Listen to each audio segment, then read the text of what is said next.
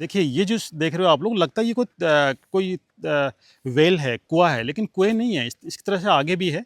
ये एक दीवारों के पास में इस तरह की भट्टियाँ बना रखी थी, जहाँ पे बड़े-बड़े लोहे के कड़ाह होते थे। इसमें पानी उबालते थे, तेल उबालते थे, ताकि किले की दीवार पे अगर दुश्मन चढ़ने की कोशिश करे, तो उनको उबलता हुआ पानी, तेल और तेज़ाब की बौछार करके उनके ऊपर डाल के किले से चढ़ने के लिए रोक सके। उसके लिए मैं आपको बताऊँगा, दीवार में हर तरह के होल होते थे। दीवार में एक ऊपर भी होल है, इसके अलावा नीचे भी होल है। ये नीचे वाले जो होल्स हैं, इनमें से उबलता हुआ पानी, तेल और तेज़ाब डालते थे। अगर दुश्मन किले की दीवार पे चढ़ने की कोशिश करता था, या दीवार के ऊपर रस्सा फेंक के या सीढ़ी लगा के, तो यहाँ से उबलता हुआ पानी और तेल डालते थे। और मैं थोड़ा आगे जाऊँगा, सामने आप देखेंगे जो बुर्ज है, गोल जो जगह होती है उसको बुर्ज बोलते हैं। बुर्ज में कुछ स्क्वायर बड़े होल बना रखे हैं, वो छोटी तोपों के लिए। यानी बंदूक की रेंज 500 मीटर या उससे आगे उसकी रेंज नहीं होती थी, इसलिए 500 मीटर से दुश्मन अगर ज़्यादा दूर है, तो छोटी तोपें जो ये बड़े स्क्वायर होल बना रखे हैं, यहाँ पे लगा के रखते थे, ताकि जहाँ पे बंदूक की रेंज ख़त्म होती है, उससे आगे तोप से फायर कर सके। लगभग 5 किलोमीटर तक उनकी रेंज होती थी।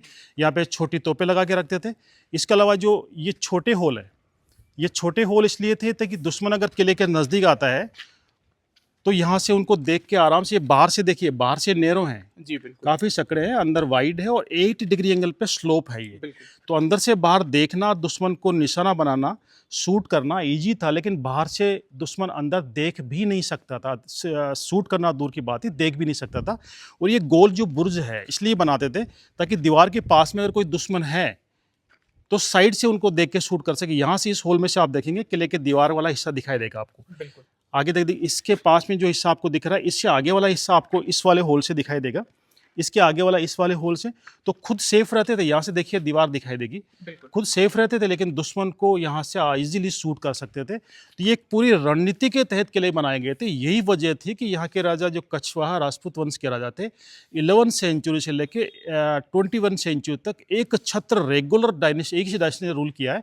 दुश्मन कई बार अटैक किया, दुश्मन ने हमेशा अब्दाली, मोहम्मद गोरी, गजनवी बड़े बड़े इकट्ठे हुए थे, बट दिस वर नेवर काकड़। कभी भी इसको कोई दुश्मन जीत नहीं सका है। जीतना दूर की बात था, यहाँ के लोग सिर्फ अपने अपने इलाके तक ही सीमित नहीं थे। जब पूरी जगन्नाथ टेम्पल पे कुतलू खां का कब्जा हो गया था, जो अफ़गान था, और जब बंगाल पे कब्जा हो गया था, जब बिहार पे कब्जा हो गया था, जब आसाम पे कब्जा हो गया था, राजा मान सिंह ने वहाँ पे अटैक किया। और जो वहाँ पे मंदिरों पे जो तोड़ रहे थे, सनातनी लोगों पे अत्याचार कर रहे थे, तो वहाँ पे उन अत्याचारियों को वहाँ से बिल्कुल खदेड़ा, उनको वहाँ से ख़त्म किया। और वह जो उनके वंशज थे, अपने वो नहीं चाहते थे कि मेरा साम्राज्य विस्तार, मेरा साम्राज्य वहाँ तक हो। उनका मकसद था कि इस देश और सनातन को बचाना। वो चाहते थे, उनके 52 लड़के थे, हर जगह हर स्टेट जीत के वहाँ पे हर स्टेट का राजा अपने बेटे को बना देते, लेकिन नहीं बनाया उन्होंने। जो वास्तविक वहाँ के राजा थे, जिनको परेशान किया गया था, जिनको मार दिया गया था, उन्हीं के किसी वंशज को वहाँ पे राजा बना के और फिर वहाँ का राज संभलाया था।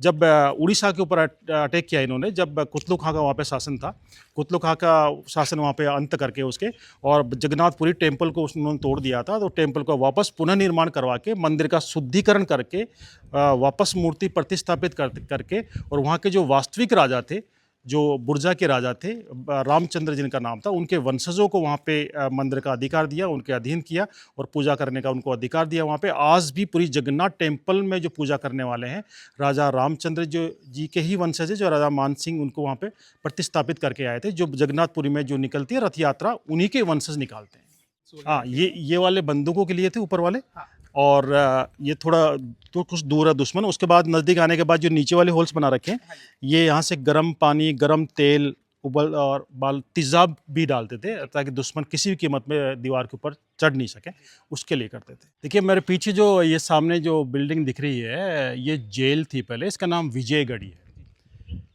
है। थी जेल और नाम विजयगढ़ी। थोड़ा अजीब सा लगता है, लेकिन हकीकत यही थी। जेल थी, यहाँ पे दुश्मन के जो खूंखार कैदी पकड़े जाते थे, उनको किले के बाहर भी जेल थी, लेकिन उसके अंदर नहीं, किले के अंदर जेल में बंद रखते थे, क्योंकि खूंखार कैदी को दुश्मन छुड़ा सकता था, इसलिए उनको अंदर रखते थे।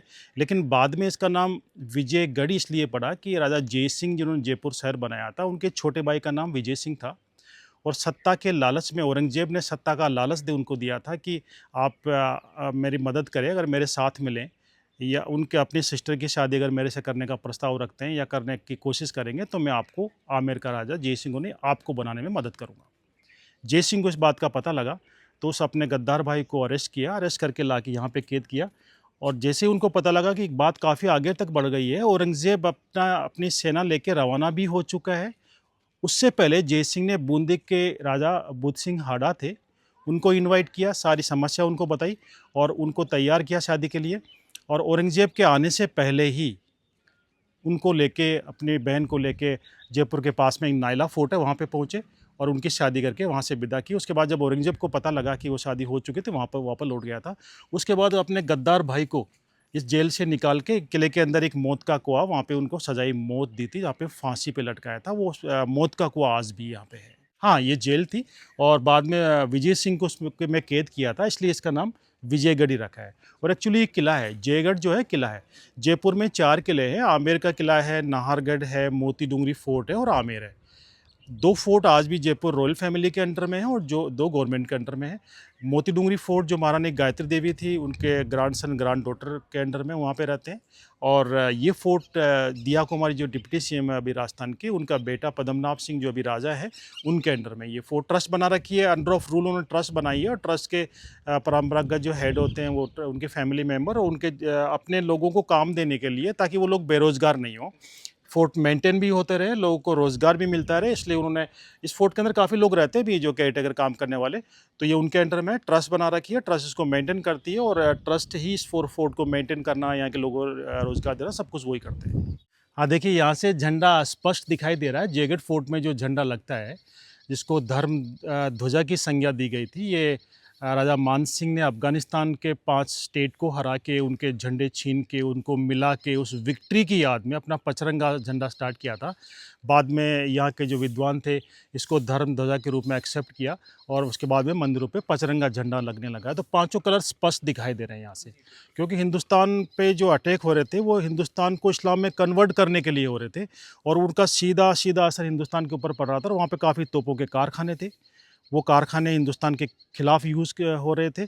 जो भी आक्रमणकारी ईरान से, तुर्की से यहाँ पे अटैक करने आते, मंगोल से आते थे, वो लोग अफ़गानिस्तान के अंदर उनको वो लोग हथियार मुहैया कराते थे। हिंदुस्तान पर अटैक करते थे। अटैक करने के बाद जो लूट-पाट करते, उसमें आधा हिस्सा ज़कात के नाम पे, धर्म के नाम पे वहाँ पे जमा कराते थे और हिंदुस्तान को इस्लाम में कन्वर्ट करने के लिए काम आ रहा था। तो मान सिंह ने जब वहाँ पे अटैक किया, सबसे पहले यही किया कि ये लोग, इसकी जड़ कहाँ पे है, कहाँ से स्टार्ट हो रहा है सारा काम। तो जितने भी तोपों के कारखाने थे, सारे नष्ट कर दिए। सारे टूल आमेर पहुँचाए और इस जयगढ़ किले के अंदर हिंदुस्तान का पहला कारखाना, मुगलों से गुप्त कारखाना बनाया था, जो आज भी है, आज भी वर्किंग कंडीशन में है। और दुनिया की सबसे बड़ी तोप जो मैं आपको इस जयगढ़ किले में दिखाऊंगा, वर्ल्ड बिगेस्ट के कैनन, वो भी उसी कारखाने में बनी है।